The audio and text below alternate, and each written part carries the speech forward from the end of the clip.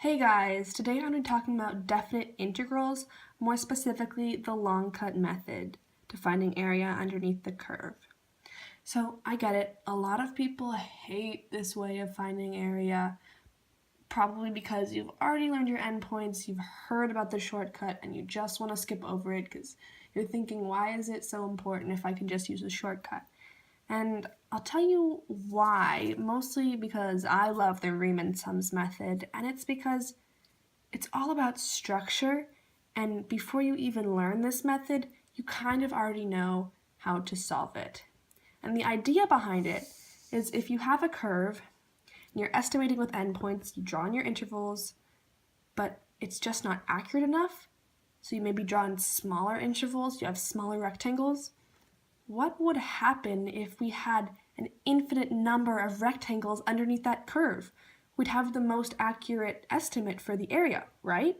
So that's the whole idea behind this long cut method. One of the reasons people don't really like the long cut method is that there's so many steps that people think they're going to miss something or get lost and get confused, and it's just so much to memorize.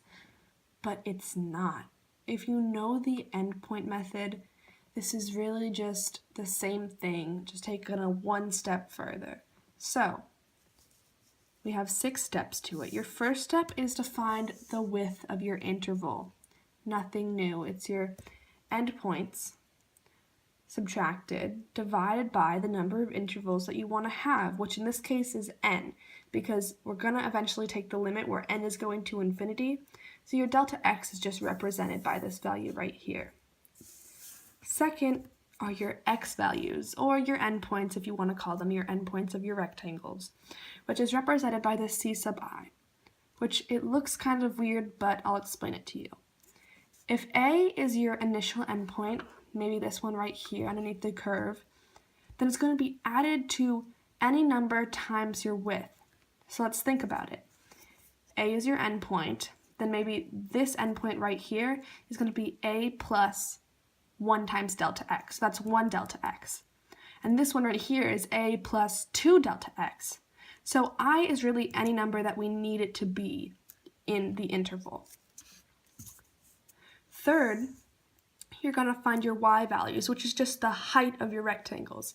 So really you're just plugging your x value into the function to get out your y values. That's nothing new. 4 is going to be adding up your heights. So again, this comes from the endpoint method. Really, this giant E is just saying we're going to sum up all of our y values, and then we're going to multiply it by your delta x, which is the width. So this is just finding the area of those rectangles in there. So you have your heights, you're going to multiply it by the width of your x.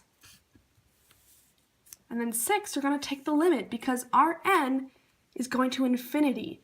So if you have the area in terms of n, as n goes to infinity, what is that area? And that's how you find out the area underneath the curve using the long cut method. So these are just the sum formulas that you'll need to know, which is just constant I squared, and I cubed, and just keep in mind that I squared can be written in 2 different ways, one with binomial multiplied out, and that I cubed is really just I with everything squared. Okay, so this is our first example. We're going to be evaluating the integral from 0 to 4 under the curve of 2x squared plus 3 dx with respect to x. So, we have our 6 steps. We know what we're doing, so we're just going to walk through it. First is our delta x. So, we're going to be subtracting our endpoints, dividing it by our number of intervals, which is n. We're going to be getting 4 over n. So we know that. Second is our endpoint. So we're adding this to 0. Lucky us, because that's our first endpoint, plus 4 times I over n. This is we've already discussed. We already know what we're doing here. Third is finding our y value, so we're just plugging that back into our original function, 2x squared plus 3. That right here is our x value. We plug it into where our x's are. And we get out this simplified version, 32i squared over n squared plus 3. Great. Now we're going to add all of our y values together, just like what you would do in the endpoint method. So here we are. This is the summation notation using our function value. have it here, we're going to be splitting it apart so it's easier to use. So we have our 32I squared over n squared part right here, plus our 3 right over here. Second, I haven't split it up using the formulas yet, and I'll tell you why. Because if you look right here, there is no formula for I squared times 32 over n squared. Like, that's not a formula. So what we do is we take out this part right here and we put it on this side. So it's still being multiplied, but now we have our I squared by itself so that we can put it into the formula, and then 3 just stays by itself. It hasn't done anything. And so now we still have our 32 over n squared, but we have it multiplied by our I squared formula plus 3n, because 3 is a constant. And so now when we simplify, we have this fraction times 16 over n, because we cross out this n right here, and this 6 simplifies, plus 3n. Now we common denominators, so we add it all together to get out this value. So a lot of people here may take the limit of this, but you can't do that yet. These are just all of your y values added together, but you still have to multiply it by the width to get the area of all those rectangles. So down here, step 5, we're going to be multiplying this fraction by 4 over n, the width, in order to get out this final fraction right here. And this is what we take the limit of. So now, step 6, we're taking the limit as n goes to infinity of this whole fraction right here. And so if we remember our rules as taking as x goes to infinity, or in this case, as n goes to infinity, if these two have the same powers, we can just take 164 all over 3, and that is the area underneath the curve. So some common mistakes that people make is a lot of the time they forget step 5, because remember, this is not what you need to take the limit of. You have to multiply by the width. And also, people sometimes use the wrong formula, and they may think that I squared would really be the formula for I cubed when it's not. So these are just really important things that you have to remember when doing these problems.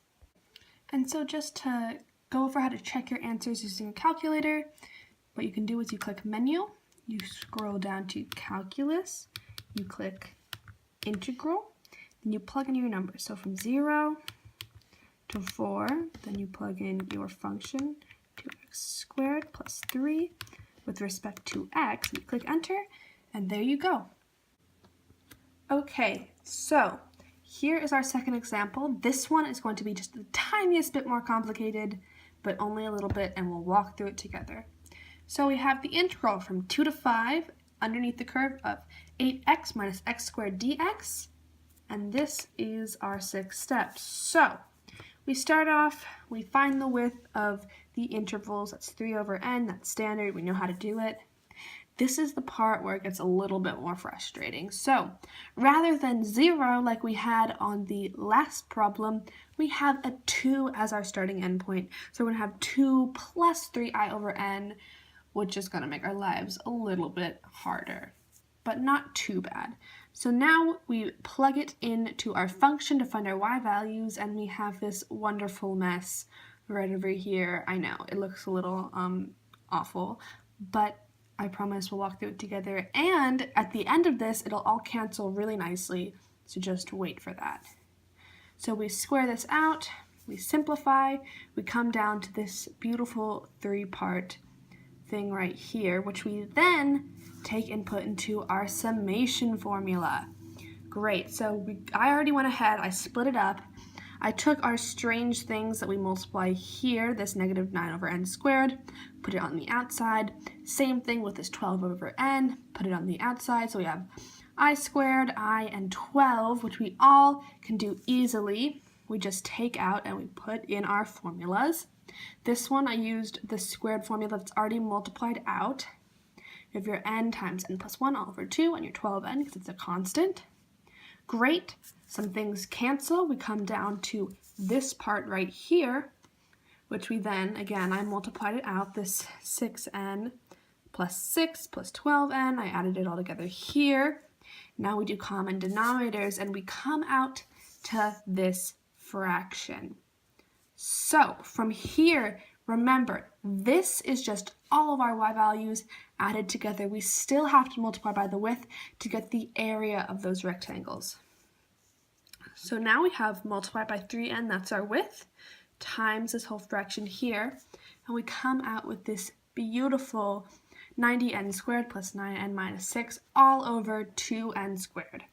That we can take the limit of, and again, because we have 90n squared over 2n squared, we can just ignore the rest of this, take this part of the limit, and we come out with 45 as our result. Thank you guys for watching. I hope now that you like and understand the long cut method as much as I do.